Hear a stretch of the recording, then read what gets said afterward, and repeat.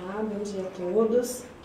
Ilustre presidente, Dr. Sérgio Falcão, em nome do qual eu saúdo as demais autoridades presentes nesse auditório, professor Paulo de Barros Carvalho, senhores, senhoras, caros amigos e colegas. É com muita emoção que hoje eu estou aqui para apresentar o professor Paulo de Barros Carvalho. E quando eu falo emoção, em razão da influência que o próprio professor Paulo e a teoria do construtivismo lógico-semântico tem sobre mim, eu já começo a me questionar: o que é essa emoção? De onde ela vem? O que me faz sentir? E por que ela existe dentro de mim? E a palavra emoção, ela vem do latim, emovere, onde o e é uma variante e significa de ex, e significa fora, que sai para fora, que transparece. E movere significa movimento. Então, movimento que transparece, movimento que transparece. Então, eu estou aqui diante dos senhores, produzindo uma linguagem sobre o professor Paulo de Barros Carvalho, que tem o intuito de apresentá-lo, para que os senhores, por meio do meu discurso, saibam quem é a pessoa do professor Paulo de Barros Carvalho, que vai proferir essa palestra de abertura nesse congresso, logo depois que eu acabar a minha fala. E se nós pensarmos nos termos do construtivismo lógico-semântico e partindo do pressuposto de que a linguagem constitui a nossa realidade, o que me cabe, neste momento, é produzir uma linguagem que constitua a pessoa do professor Paulo a ser apresentada aos senhores nessa conferência. E aí, eu já começo a tremer. Porque tudo que envolve o professor Paulo, para mim, me causa muita emoção. E nem todas as melhores palavras desse mundo são capazes de externar a emoção que sinto diante da pessoa do professor Paulo de Barros Carvalho. Mas, voltando, a emoção, esse movimento que transparece, enquanto movimento, mudança é algo subjetivo, interno. E por ser subjetivo, é condicionado por nossos referenciais e nossa história de vida. Está intimamente relacionado a tudo aquilo que vivenciamos na nossa existência. Esse movimento transparece, por que transparece? Em razão dele ser motivador do sentido que atribuímos às coisas e ao mundo. O sentir, como já dizia meu caro colega Rafael Pandolfo, o sentir vem antes de tudo e ele nos dá um impulso para a construção da linguagem que constitui nossa realidade e o nosso ser no mundo. Antes do pensamento, que se constitui em linguagem, vem a emoção, que motiva o pensamento. A emoção, por encontrar-se na subjetividade e na profundidade de cada um de nós, é a linguagem da alma. Mas a alma não se mostra por palavras, ela aparece por meio do nosso agir no mundo e das sensações que provocamos nos outros. Professor Paulo, são 15 anos de convivência. São 15 anos que eu posso dizer honrosamente que tenho uma experiência de vida com o senhor. E que essa experiência me molda a cada dia, forma os meus referenciais, condiciona o modo como eu enxergo o mundo, motiva a minha existência em vários aspectos, influencia as minhas tomadas de decisão e inspira os meus caminhos. E assim como eu, inúmeras pessoas se transformam em razão de alguma experiência com o Senhor e se transformam para melhor. Isso é um dom das pessoas iluminadas. Eu poderia, para constituir essa linguagem da sua apresentação, ler e comentar o seu vasto e brilhante currículo. Poderia começar dizendo que o senhor é professor emérito, titular de Direito Tributário da USP e da PUC daqui de São Paulo. Feito único, nunca alcançado por nenhum jurista brasileiro. Poderia enumerar todos os prêmios que o senhor recebeu, todos os cargos importantes que o senhor ocupou, todas as homenagens que lhe couberam, listar todos os seus livros, toda a sua produção bibliográfica, todas as vezes que o senhor foi nomeado, foi citado na doutrina nacional, internacional, na jurisprudência, falar das teses, das dissertações que orientou, das palestras que proferiu, dos encontros que projetou, que realizou, dos programas de pós-graduação que coordenou. Mas tal linguagem nunca terá o condão de tocar a realidade da experiência pessoal que cada um de nós temos com o Senhor e que foi motivada pelo Senhor. O Senhor nos ensinou a pensar o direito tributário, a olhar para ele como um conjunto de normas jurídicas que se manifestam em linguagem e a analisar o tributo como norma jurídica com sua teoria da regra matriz de incidência tributária. Todos que estão aqui, eu tenho certeza, já ouviram falar da regra matriz de incidência tributária. Muitos a aplicam na prática do seu dia a dia, com o direito tributário. Quem trabalha com a regra matriz sabe que ela é um arsenal poderosíssimo na delimitação da incidência tributária e, consequentemente, sabe da sua genialidade. Eu mesmo, quando estive no Peru, na ocasião em que o senhor recebeu o título de doutor honoris causa na Faculdade de Direito e Ciência Política da Universidade Nacional Maior de São Marcos, me surpreendi com as palavras do professor Jorge Bravo, ao dizer em sua palestra que no Brasil nós estamos muito avançados no estudo do direito tributário porque nós estudamos o tributo como norma jurídica, enquanto o mundo inteiro vê o tributo como uma prestação. Mas não é uma prestação instituída em razão de uma norma jurídica? Então, por que nós não estudamos a norma ao invés de estudar a prestação? Este, sim, é um estudo jurídico do tributo, idealizado pelo senhor e implementado com a aplicação da teoria da regra matriz de incidência tributária, difundida hoje internacionalmente com a publicação da sua obra, das suas obras em espanhol e italiano. Então, quem é que pode dizer hoje que conhece direito tributário sem entrar em contato com a sua obra? Porque não dá mais para falar em direito tributário sem considerar a enorme contribuição que o senhor deu para esse segmento do saber jurídico. Quem estuda direito tributário, estuda Paulo de Barros Carvalho. Isso todos que estão aqui sabem. E quem estuda Paulo de Barros Carvalho passa a conhecer o direito sob outro ponto de vista. Isso talvez nem todos saibam, porque nem todos que estão aqui, talvez, tiveram essa experiência do contato com a teoria do Senhor. Mas aqueles que têm, nunca mais veem o direito com os mesmos olhos.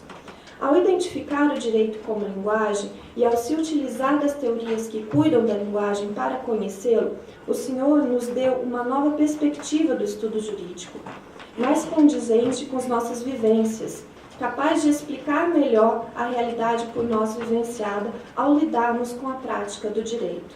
Passamos a entender que não existem verdades absolutas no pensamento jurídico e que tudo é uma questão de ponto de vista, de sistema de referência, que o intérprete constrói as significações dos textos produzidos pelo legislador em sua mente, condicionado aos seus referenciais culturais e modelo, e que não há uma interpretação correta para o caso concreto, mas sim uma válida, produzida no ato de aplicação das normas jurídicas.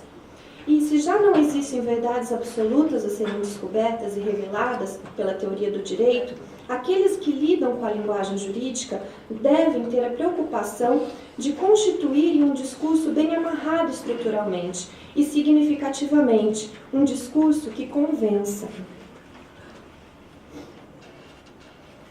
Ao estudar o direito tributário, o senhor se preocupou com as categorias gerais do direito e as bases filosóficas do conhecimento jurídico e criou uma teoria do direito, uma escola jurídica com um pensamento bem demarcado, pautado no modelo filosófico.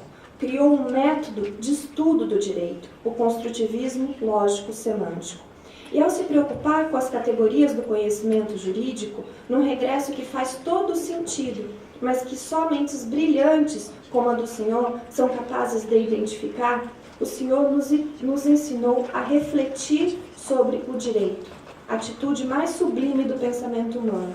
E quando aprendemos isso para o direito, aprendemos isso para a vida também. Lembro-me da primeira vez que eu entrei em contato com o método. Foi na minha primeira aula de seminário do IBET, ainda em Londrina. Eu recebi uma folhinha com a instrução de que as perguntas ali contidas deveriam ser respondidas com as minhas palavras. E a primeira delas era: o que é o direito? Lembro-me que fiquei diante daquela pergunta por um tempo sem conseguir responder o que é direito sozinha. Eu precisava olhar algum livro, precisava de algum texto para responder o que é o direito. Foi aí que eu me dei conta.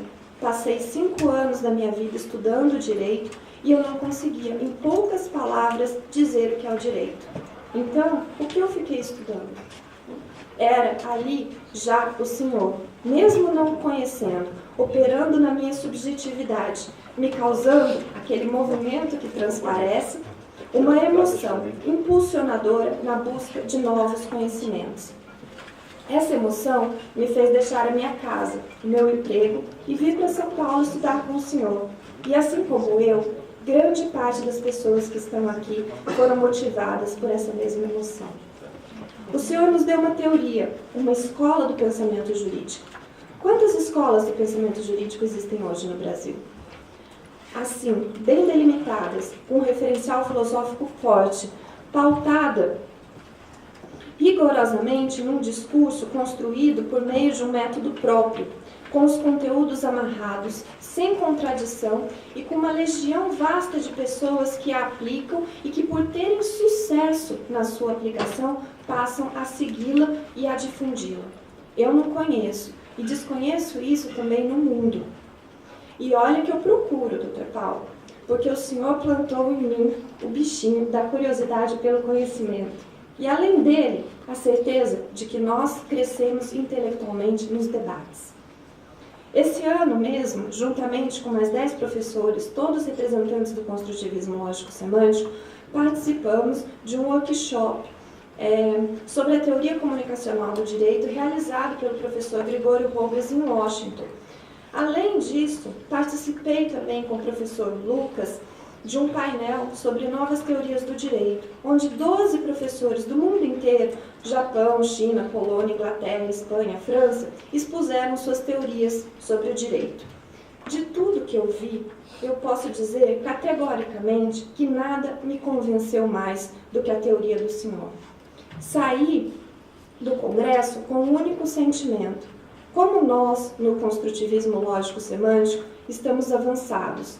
Como modelo é brilhante. E como o senhor, professor Paulo, é um gênio. Pode parecer um pensamento pretensioso, mesmo porque me considero parte integrante dessa escola. Mas aqueles que conhecem e lidam com a teoria, tenho certeza que têm a mesma sensação. E digo isso sem, claro, desprestigiar nenhum professor, nenhuma colocação que escutei, todas muito bem pensadas e resultantes de trabalhos sérios de pesquisa, mas porque de tudo que eu vi, nenhuma teoria apresenta o rigor conceitual que o método do construtivismo lógico proporciona. No construtivismo, todos os conceitos são delimitados precisamente. Há um cuidado em se empregar o termo, em identificar o sentido atribuído ao termo e em se trabalhar nos modelos do delimitado. Há uma preocupação com a definição do uso das palavras, que gera segurança e rigidez ao discurso. A definição de conceitos é o remédio para a vaguidade. Nenhuma teoria pode descrever seu objeto sendo vaga.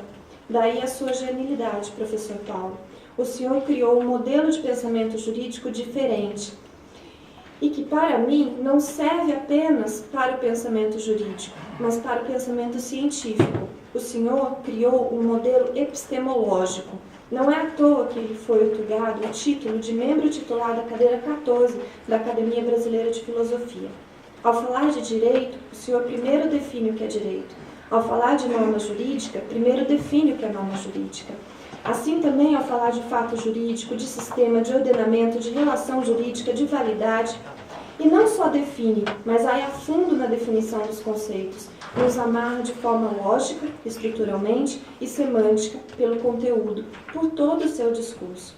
Essa forma estrutural própria e rigorosa que o método proporciona e a preocupação com o modelo filosófico não vejo em outras teorias. Pelo contrário, inclusive, a maioria da doutrina jurídica que conheço é formada por um emaranhado de frases soltas, muitas vezes incoerentes entre si, sem precisa demarcação do objeto e despreocupada com a delimitação de conceitos. Mas fora o rigor do seu discurso, o seu comprometimento científico, o fato de o senhor tratar o direito como linguagem é uma visão além do alcance, que faz do senhor um visionário do direito. Existe uma forma de enxergar o direito antes do senhor, professor Paulo de Barros Carvalho, e depois do senhor. E eu digo mais, para mim existe uma forma de pensar o mundo antes do senhor e depois do senhor. A sua teoria nos modifica. Deixamos de ser o que éramos antes e passamos a ser constituidores da nossa realidade. E aí, como voltarmos a ser o que éramos antes? É um caminho sem volta. Por isso, essa quantidade de pessoas, essa legião de alunos e discípulos fiéis que o seguem. Fiéis, mas não alienados. Somos seres pensantes, que têm no Senhor um mestre, uma fonte de inspiração para o conhecimento. É claro que isso desperta inveja daqueles que, limitados aos seus curtos referenciais, não conseguem enxergar a grandiosidade de seu feito. E nem conseguem enxergar também que em nossa concepção, todas as teorias do direito são aceitas, porque elas constituem apenas formas diferentes de enxergar o mesmo objeto. Não há uma só teoria verdadeira. Há uma aceita em razão de certo modelo e de certos referenciais. Isso não exclui as outras e nem a possibilidade de aprendermos com elas, pois o Senhor nos ensina que nós crescemos e amadurecemos nos encontros e que sempre temos algo a aprender com o próximo. E aí vem a parte que mais me emociona. Lemos os livros do Senhor. Tentamos emparelhar o nosso posicionamento com o do Senhor. Descobrimos novos caminhos para a ciência do direito, inspirados em suas ideias. Aprendemos a importância da filosofia e do pensamento reflexivo mediante a experiência com o Senhor. E tudo isso nos transforma intelectualmente.